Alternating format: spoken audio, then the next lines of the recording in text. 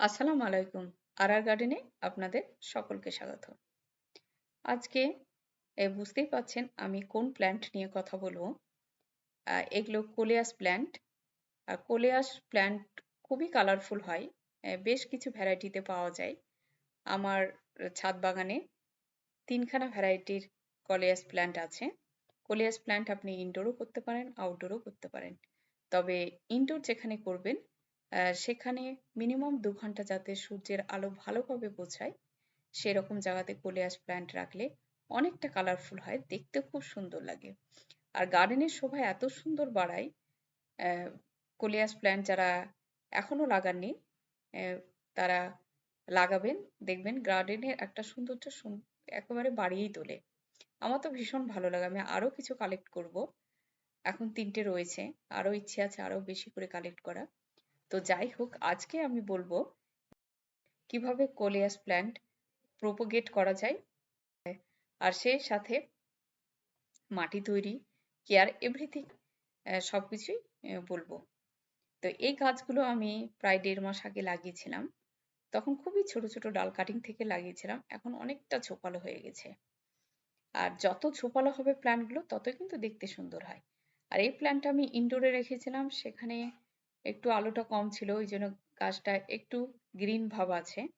আর গাছগুলো যখন বড় হতে থাকে তখন কিন্তু মাথার উপরে আমি পিঞ্চিং করিয়ে দিই। আর তার ফলে ওখান থেকে আবার ব্রাঞ্চেস বের হয়, তার ফলে গাছগুলো কিন্তু অনেকটা ঝোপালো হয়।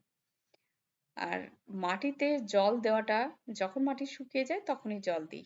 আর তাছাড়া কিন্তু খুব বেশি জলও লাগে না, সেরকম বিশেষ কোনো যত্নের প্রয়োজন হয় না।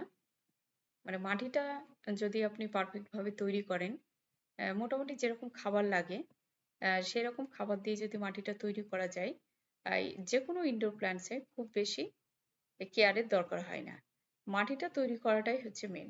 মাটিটা আপনি তৈরি করে রাখলেন, সময় মতো জল দিলেন, এটাই যথেষ্ট। এর থেকে বেশি কিছু কেয়ারের দরকার হয় না।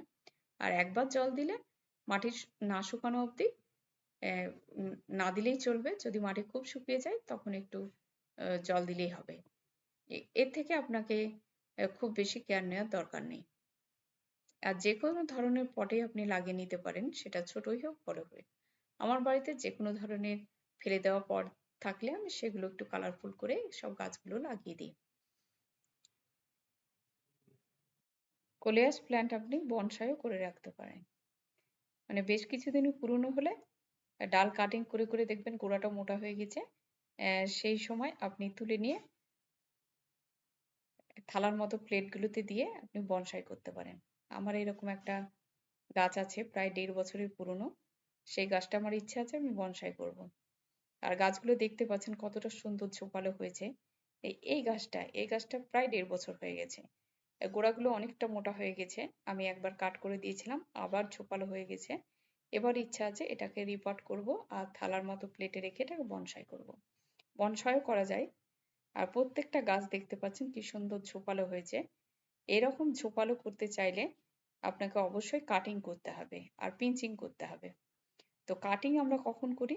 যখন দেখবেন গাছগুলো বড় হতে হতে শেপ অন্যরকম হয়ে গেছে, একটা কোনোটা বড় কোনোটা ছোট, মানে ঠিকঠাক শেপে নেই, তখন আপনাকে একই শেপে কাট করে ফেলতে হবে। তবে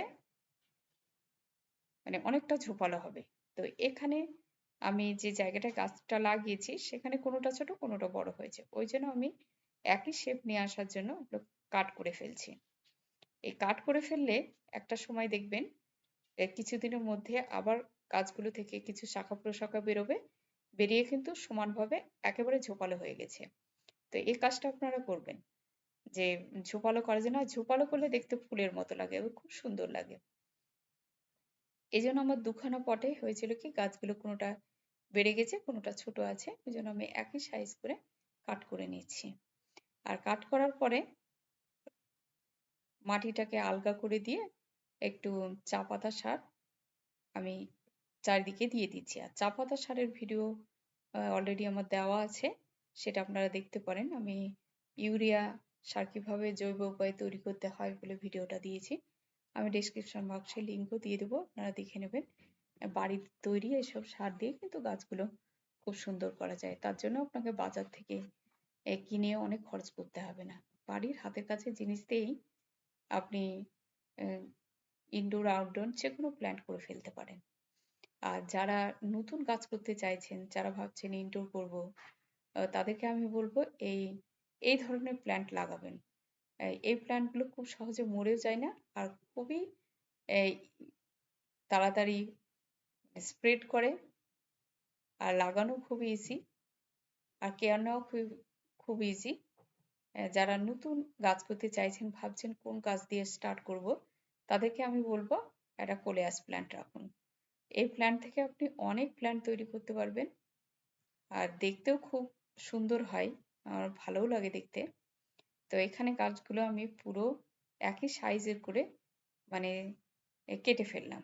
এবার দেখতে পাচ্ছেন আলগা করে ফেলছি, আর সেই চা পাতা সার দিয়ে কিন্তু রেখে দেবো।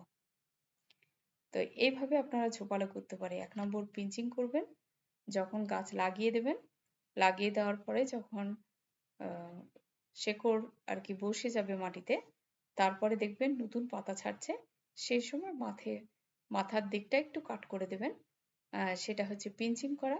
আর যখন দেখবেন আনসেফ হয়ে গেছে গাছ, তখন একটা প্রপার শেপ আনার জন্য মাথাটাকে কেটে ফেলবেন। মানে এটাকে হার্ড প্রুনিং ও বলা যেতে পারে, একটু প্রুনিং করে ফেলবেন। তাহলে দেখবেন গাছগুলো খুব এই কিছুদিনের মধ্যে ইজিলি গ্রো করে গেছে আর ঝোপ হয়ে গেছে। তো এখন কাটিং কিভাবে আমরা কোলিয়াস প্ল্যান্ট লাগাতে পারি, আপনি কাটিং থেকে লাগাতে পারেন। আর ডিসেম্বর মাসের দিকে ফুল হয়, সেখান থেকে বীজ হয়, সে বীজ থেকেও গাছ হয়, কিন্তু আমি কোনোদিন বীজ থেকে গাছ করিনি, আমি কাটিং থেকেই করেছি। তো এই কাটিং গুলোকে আমি দুটো টবে লাগাবো, যেগুলো কেটে ফেললাম আর কি। তো এখানে মাটিটা তৈরি করলাম গার্ডেন সয়েল, সেটা একেবারে 90% গার্ডেন সয়েল নিয়েছি, আর 10% নিয়েছি মাইক্রোনিউট্রিয়েন্টস এর মধ্যে সবকিছু আছে। আপনারা চাইলে আমার ভিডিওটা দেখতে পারেন, আমি ডেসক্রিপশন বক্সে লিঙ্কও দিয়ে দেবো। আমি বাড়িতে মাইক্রোনিউট্রিয়েন্টস তৈরি করে রেখেছি। আর মাইক্রোনিউট্রিয়েন্টস আমি এই কারণে দিয়েছি যে যদিও আমরা এই ইনডোর প্ল্যান্টগুলোতে আমরা সেরকম কেয়ার নিই না, রেখেই দিই, শুধু জল দিই। আর মাটিটা যদি এরকম পারফেক্ট আপনি সব রকমের খাবার দিয়ে তৈরি করে রাখেন, তাহলে আপনাকে আর অন্য কোনো খাবার দিতে হবে না, আর গাছটা খুব ইজিলি গ্রো করবে আর অনেকটা হেলদি হবে। এই জন্য আমি মাইক্রোনিউট্রিয়েন্টস ব্যবহার করি ইনডোর প্ল্যান্টগুলোতে। আর ইনডোরে ঘরের মধ্যে যেহেতু গাছগুলো থাকে আর বারবার খাবার দেওয়ার সুযোগটাও হয় না, ওই জন্য আমি একেবারে খাবার দিয়ে লাগিয়ে দিই। তো আপনারা চেষ্টা করবেন এভাবে খাবার দিয়ে ইনডোর প্ল্যান্ট লাগিয়ে দিতে। তো যেসব কাটিং গুলো নিয়েছিলাম, নিচের পাতাগুলো তো কেটে ফেলেছি, আর একেবারে একই সাইজ করে নিয়েছি, নিয়ে চারিপাশে লাগিয়ে দিচ্ছি। বেশ একটা ছোট মতো টব দেখতে পাচ্ছেন, এই টবগুলোতে 5 থেকে 6টা কাটিং আমি লাগিয়ে দিয়েছি। এগুলো একই সাইজে এই কারণে নিয়েছি যে একই সাথে বড় হবে, আর যখনই একটু গ্রোথ হয়ে যাবে তখনই আমি পিঞ্চিং করিয়ে দেবো, তাহলে এই টবটা ভরে যাবে এবং ঝোপালো হয়ে যাবে। তো এইভাবে আপনারা লাগিয়ে নিতে পারেন। এটা হচ্ছে ডিরেক্ট কাটিং, মাটিতে পুশ করে দিয়ে আপনারা গ্রো করতে পারেন গাছ। আর আরেকভাবে করা যায়, আপনি জলেও গ্রো করতে পারেন। তো এরকম আমি একটা গ্লাসে জল নিয়েছি, এখানে আরো কিছু কাটিং গ্লাসের মধ্যে রেখে দিচ্ছি। আর গ্লাসে কিছুদিনের পর দেখবেন যে শেকড় বেরিয়ে যাবে, মোটামুটি 7 দিনের মধ্যে। 7 দিনও সময় লাগে না, কোলিয়াস প্ল্যান্টে 3 থেকে 4 দিনের মধ্যে শেকড় গজিয়ে যায়। এটা আপনি জলেও রাখতে পারেন। তো জলে কিভাবে রাখবেন বছরের পর বছর, সে সমস্ত ভিডিও আমি নেক্সট কোনো ভিডিওতে আপনাদের কাছে শেয়ার করব, যে জলে ইনডোর প্ল্যান্ট কিভাবে করে। তো এই ভিডিওগুলো আমি দেখাবো। এরকম আপনি জলেও রেখে দিতে পারেন, আবার জলে শেকড় বেরিয়ে গেলে তারপরে আপনি মাটিতেও লাগিয়ে দিতে পারেন, যেটা আপনার ইচ্ছে। এই দুইভাবে কোলিয়াস প্ল্যান্ট প্রোপোগেট করা যায়। আর মাটিটা তো দেখিয়ে দিলাম, এইভাবে মাটি করবেন। আর স্পেশাল কেয়ার বলতে আমি একটা কেয়ারই বলতে পারি, মান্থলি একবার করে রাইস ওয়াটার দেবেন, তার বেশি কিচ্ছু করার দরকার নেই। এইভাবেই করুন, দেখবেন খুব সুন্দর গ্রো করবে কোলিয়াস প্ল্যান্ট। আর এই গাছগুলোতে দেখিয়ে দিচ্ছি যে পিঞ্চিং করে দিয়েছি, আর ছোট্ট জায়গাতে দেখুন কত সুন্দর হয়েছে। আর কত কালারফুল হয়েছে। তো এইভাবেই আপনারা করুন। সুস্থ থাকুন, ভালো থাকুন। এখানেই শেষ করছি। পরবর্তী ভিডিওতে আবার আপনাদের সাথে দেখা হয়ে যাবে ইনশাআল্লাহ।